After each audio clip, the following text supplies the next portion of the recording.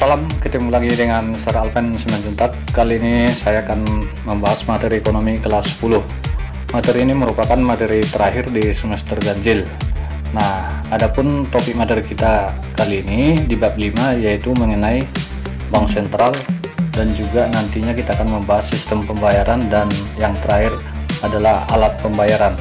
Nah, baik anak-anakku sekalian, mungkin anak-anak kami sudah sering melihat gedung seperti ini ya. Nah, jadi gedung ini disebut ini dengan Bank Indonesia ya, karena bank sentral itu adalah Bank Indonesia. Nah, baik, langsung saja kita masuk. Apa itu bank sentral atau Bank Indonesia? Jadi Bank Indonesia itu merupakan lembaga negara yang independen ya, artinya bebas dari campur tangan pemerintah ataupun pihak lain, artinya netral. Nah, jadi Bank Indonesia ini merupakan badan hukum itu menurut Undang-Undang Nomor 23 Tahun 1999. Nah, adapun fungsi bank sentral itu yang pertama nanti pelaksanaan kebijakan moneter dan keuangan ya. Yang kedua, memberi nasihat kepada pemerintah di bidang moneter dan juga keuangan. Nah, yang ketiga, melakukan pengaturan, pembinaan dan pengawasan perbankan. Kemudian yang selanjutnya sebagai bankers bank ya, artinya banknya bank gitu ya. Nah, jadi itu sebabnya dinamakan bank sentral ya, bank pusat. Nah, kemudian memelihara stabilitas keuangan secara nasional. Kemudian melancarkan pembiayaan pembangunan ekonomi dan juga mendorong pengembangan sistem perbankan yang sehat begitu. Nah, kita lihat tugas dan tujuan daripada Bank Indonesia. Nah, yang pertama kita lihat dulu tujuan daripada Bank Indonesia, tentu mencapai dan memelihara kestabilan nilai rupiah. Nah, adapun tugas pokoknya anak-anakku sekalian, tentu yang pertama menetapkan dan melaksanakan kebijakan moneter. Yang kedua, mengatur dan menjaga kelancaran sistem pembayaran. Kemudian mengatur dan mengawasi bank ya. Bank yang dimaksud adalah bank-bank umum ya. Nah, kemudian Bank Indonesia dikatakan sebagai pelaksana kebijakan moneter karena Bank Indonesia itu nanti menetapkan sasaran moneter dengan memperhatikan sasaran laju inflasi misalnya ya. Kemudian pengendalian moneter, misalnya kalau terjadi inflasi nanti Bank Indonesia bisa melakukan operasi pasar terbuka ya. Nah, atau juga bisa menetapkan tingkat diskonto. Diskonto artinya adalah kebijakan dalam hal tingkat suku bunga bank ya. Kemudian penetapan cadangan wajib minimum ya. Nah, apakah ditambah ataukah dikurangi. Nah, pengaturan kredit atau pembiayaan ya, yang nantinya dikenal dengan istilah 5C ya. Kemudian melaksanakan kebijakan nilai tukar berdasarkan sistem nilai tukar yang telah ditetapkan. Kemudian mengelola cadangan devisa ya. Nah, kemudian Bank Indonesia sebagai pengatur sistem pembayaran. Nah, melaksanakan dan memberikan persetujuan atas penyelenggaraan jasa sistem pembayaran. Kemudian yang kedua, mewajibkan penyelenggara jasa sistem pembayaran menyampaikan laporan kegiatannya ya. Kemudian menetapkan penggunaan alat pembayaran, berwenang mengatur sistem clearing antar bank ya. Nah, satu-satunya lembaga yang berwenang untuk mengeluarkan dan menyebarkan uang rupiah. Jadi yang menciptakan uang rupiah itu adalah Bank Indonesia ya. Nah, kalau Bank Indonesia itu sebagai pengawas bank, yang tentu yang pertama memberi dan mencabut izin usaha bank. Kemudian melakukan pengawasan langsung maupun tidak langsung, menetapkan ketentuan perbankan ya. Kemudian mewajibkan bank menyampaikan laporan secara berkala. Bank Indonesia itu dilarang memberikan kredit kepada pemerintah ya.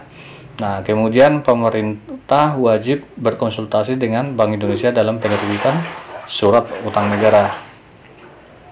Nah, instrumen moneter bank sentral. Nah, ada tadi operasi pasar terbuka ya, penetapan diskonto tadi sudah ya. Oke, kita lanjut. Nah, tugas lain dari Bank Indonesia, nah misalnya dengan hubungan internasional ya, melakukan kerjasama dengan bank sentral yang ada di negara asing misalnya. Kemudian yang kedua, atas nama pemerintah dapat menerima pinjaman dari luar negeri ya. Nah, bertindak atas nama negara sebagai anggota pada lembaga internasional, misalnya IMF ya, International Monetary Bank, kemudian World Bank atau Bank Dunia misalnya ya. Nah, akuntabilitas dan anggaran ya, menyampaikan laporan pelaksanaan tugas dan wewenangnya kepada DPR setiap 3 bulan sekali ya. Oke, nah usaha-usaha Bank Indonesia selaku bank sentral apa saja ini dapat kalian baca: memeriksa pembayaran kembali uang dalam rekening koran ya, menjalankan perintah untuk pemindahan uang, nah menerima pembayaran atas tagihan kertas berharga, kemudian memberikan jaminan bank atau bank garansi ya. Nah, kemudian membeli maupun menjual ya. Nah, surat-surat berharga, contoh surat berharga misalnya ada wesel ya, ada cek dan lain sebagainya. Nah, bagaimana dengan struktur organisasi Bank Indonesia itu sendiri?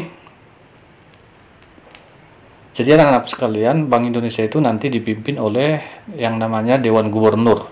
Dan Dewan Gubernur ini terdiri dari gubernur itu 1 orang, kemudian deputi gubernur senior itu 1 orang, deputi gubernur minimal itu 4 dan maksimal 7 orang ya. Nah, kemudian urusan ataupun biro yang terdiri dari 4 sektor. Ya, ada biro moneter, ada biro perbankan, ada biro sistem pembayaran, dan manajerial internal. Nah, itu dia struktur organisasinya ya. Kemudian memiliki kantor cabang dan juga kantor perwakilan di luar negeri. Nah, Dewan Gubernur Bank Indonesia syarat anggotanya ini dia dapat kalian baca saja ya. Nah, sekarang kita masuk sistem pembayaran ya. Apa sih sistem pembayaran itu? Nah, jadi sistem pembayaran itu adalah berkaitan dengan proses perpindahan nilai antara dua pihak serta pemindahan barang maupun jasa secara berlawanan. Itu arti sistem pembayaran ya.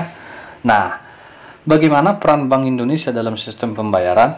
Nah, jadi di sini sudah cukup jelas dan tadi sudah dijelaskan bahwa Bank Indonesia itu nanti berperan misalnya sebagai regulator, memberikan perizinan, memberikan pengawasan, sebagai operator juga ya. Nah, kalau dikatakan sebagai operator, nah misalnya itu melakukan sistem pembayaran nanti ada RTGS dan SKNBI ya. Nah, kemudian sebagai fasilitator, artinya memfasilitasi pengembangan sistem pembayaran oleh industri. Nah, itu peran Bank Indonesia di dalam sistem pembayaran. Nah, sekarang kita lanjut. Sistem pembayaran itu tadi ada yang pertama adalah BI RTGS ya, atau Bank Indonesia Real Time Gross Statement. Nah, ini biasanya nanti apabila ada transaksi bernilai besar, misalnya di atas 100 juta ya. Nah, jadi sistemnya seperti ini ya, alurnya ini dia. Nasabah nanti datang ke bank untuk melakukan transfer dana melalui sistem BI RTGS. Nah, kemudian nanti bank umum itu melakukan atau petugasnya itu melakukan input transaksi ya. Nah, setelah itu nanti diajukan ke Bank Indonesia. Kemudian Bank Indonesia itu mengajukan kepada pegawai bank penerima akan pemindahan dana yang diterima rekening tujuan. Nah, maka nanti dana akan diterima oleh nasabah dan sudah masuk ke rekeningnya. Itu alurnya. Kemudian sistem yang kedua SKNBI, Sistem Clearing Nasional Bank Indonesia ya. Nah, ini nanti bisa dilakukan dengan contohnya melakukan warkat ya atau clearing. Nanti kita bahas secara spesifik ya. Nah, misalnya cek bilet giro wesel bank ya. Kemudian jenis-jenis clearing nanti ada clearing umum, lokal, clearing antar cabang ya. Nah, ini dapat dibaca saja. Nah, mekanisme clearing juga ini dapat kalian baca ya. Nah, tata cara atau proses clearing ketika seseorang transfer antar bank ini dia keterangannya dari alur tadi ya, yang ini. Nah, oke, kita lanjut. Kita sekarang masuk alat pembayaran. Nah, alat pembayaran itu nanti dibagi-bagi ya. Yang pertama kita bahas dulu alat pembayaran tunai. Jadi alat pembayaran itu nanti ada dua. Ada alat pembayaran tunai atau cash dan ada alat pembayaran non tunai. Nah, yang pertama kita bahas alat pembayaran tunai dulu ya. Nah, yang pertama sejarah perkembangan uang. Jadi sebelum mengenal uang, tahap pertama itu disebut dengan tahap sebelum barter. Artinya bahwa manusia itu masih tergantung dengan alam ya. Nah, jadi di sini tahap pertama ini sama sekali manusia belum mengenal alat tukar ya. Kemudian tahap yang kedua mulailah masuk tahap barter, yaitu tahap pertukaran barang dengan barang ya. Nah, namun seiring dengan perkembangan manusia, tahap barter ini juga mengalami kelemahan karena sangat sulit untuk menentukan satuannya misalnya ya. Maka terciptalah tahap uang barang ya. Nah, tahap uang barang ini misalnya nanti ada contohnya perhiasan begitu ya. Nah, ternyata uang barang ini tidak semua punya ya, memilikinya. Nah, itu kelemahannya. Maka muncullah nanti uang logam ya. Nah, jadi tahap yang keempat namanya uang logam. Nah, jadi uang logam ini juga punya kelemahan karena dalam jumlah besar itu sangat sulit dan berat untuk membawanya ya. Nah, maka muncullah tahap uang kertas ya. Nah, jadi tahap uang kertas ini juga nanti punya kelemahan karena mudah rusak misalnya ya, atau rentan dengan kejahatan ya. Kemudian ada satu lagi sebenarnya yang EF nanti boleh tambahin namanya tahap uang giral ya. Nah, uang giral ini nanti berupa cek, giro ya, dan lain sebagainya. Oke, itu sejarah perkembangan uang. Nah, sekarang alat pembayaran uang. Yang kedua yaitu pengertian uang ya. Jadi uang tentu anak-anak kami sudah paham ya sebagai alat tukar yang diakui secara umum. Nah, apa sih syarat uang itu? Nah, ini hanya sekilas saja di SMP sudah dipelajari ya. Nah, tentu syarat uang itu yang pertama adalah dapat diterima oleh umum ya, atau acceptability. Nah, tahan lama atau durability, kemudian mudah disimpan dan nilainya tetap, stability ya. Mudah berpindah dan dibawa kemana-mana atau portability. Mudah dibagi tanpa mengurangi nilai ya, divisibility. Nah, kemudian jumlahnya terbatas sehingga tetap berharga dan tidak mudah dipalsukan. Syarat psikologisnya bahwa uang harus bisa memuaskan keinginan orang yang memilikinya. Nah, itu syarat suatu benda dapat dikatakan uang. Nah, selanjutnya kita masuk fungsi uang. Nah, jadi fungsi uang itu ada dua nanti, fungsi asli atau fungsi primer dan fungsi turunan atau fungsi sekunder. Fungsi asli itu ada dua, sebagai alat tukar dan juga sebagai alat satuan hitung ya. Nah, kemudian fungsi turunan ada sebagai alat pembayaran, alat penyimpan kekayaan, alat pemindah kekayaan, alat pembentuk modal, alat pengukur harga, modal dan jasa ya, atau penunjuk harga. Nah, saya rasa ini udah paham, ini di SMP sudah ada ya, ekonomi. Kita lanjut, jenis uang. Yang pertama berdasarkan bahan yang digunakan ya, tentu ada dua. Ada logam, bahan terbuat dari logam berarti uang logam. Ada uang yang terbuat dari kertas, namanya uang kertas. Nah, kalau berdasarkan lembaga yang mengeluarkan, ada uang kartal, ada uang giral ya. Nah, uang kartal ini ada dua nanti, itulah uang logam dan uang kertas yang beredar di masyarakat. Nah, kalau uang giral ini adalah uang yang digunakan sebagai alat pembayaran yang berupa cek, bilet giro, kartu kredit ya, dan lain sebagainya. Nah, jenis uang berdasarkan kawasan daerah yang berlaku. Misalnya ada uang domestik ya, ada uang regional ya. Nah, uang regional ini misalnya seperti euro di kawasan Eropa ya. Nah, berlaku bagi negara-negara kawasan Eropa. Kemudian yang ketiga, uang internasional ya. Nah, misalnya yang diakui sebagai uang internasional sampai saat ini ya dolar misalnya ya. Nah, kemudian jenis uang berdasarkan pemakai ya. Ada internal value dan external value. Nah, kalau dikatakan internal value berarti nilai yang ditukarkan terhadap barang maupun jasa dalam negara tersebut. Sementara external value itu kemampuan dari uang dalam negeri apabila ditukarkan dengan mata uang asing ya, misalnya rupiah dengan dolar, rupiah dengan yen misalnya ya. Nah, kita masuk yang keenam yaitu pengelolaan uang rupiah oleh Bank Indonesia ya. Nah, jadi bagaimana Bank Indonesia tadi mengelola uang rupiah?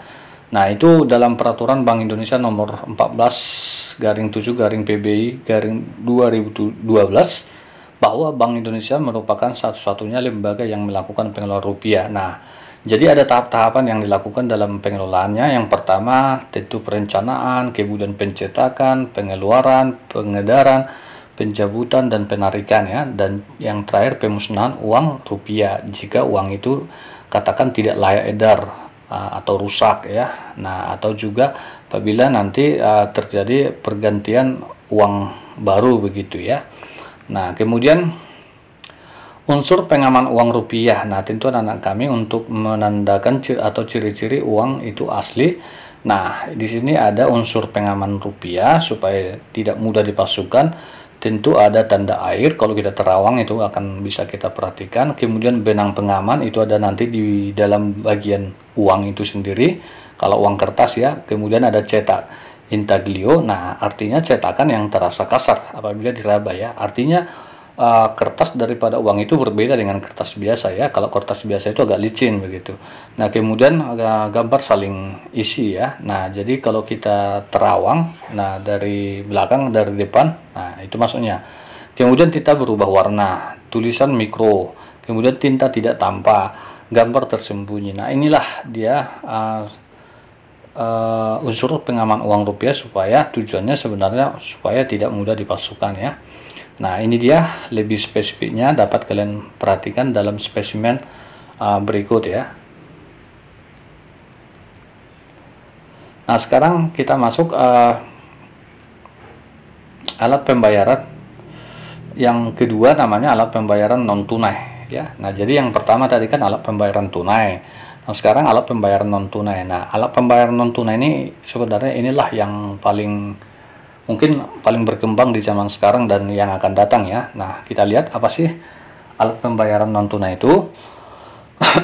Artinya adalah pembayaran yang dilakukan tanpa menggunakan uang tunai yang beredar, melainkan menggunakan cek atau bilet giro.